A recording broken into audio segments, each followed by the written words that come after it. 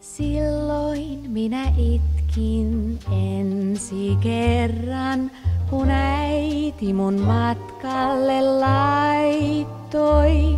Ja sen matalan torpaan nokiselta pankolta leivän mun käteeni taittoi.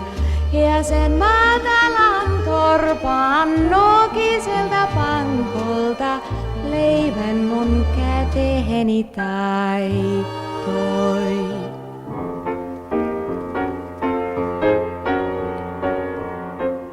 Yksi ruusu on kasvanut laaksossa, joka kauniisti kukoistaa. Yksi ruusu on kasvanut laaksossa, joka kauniisti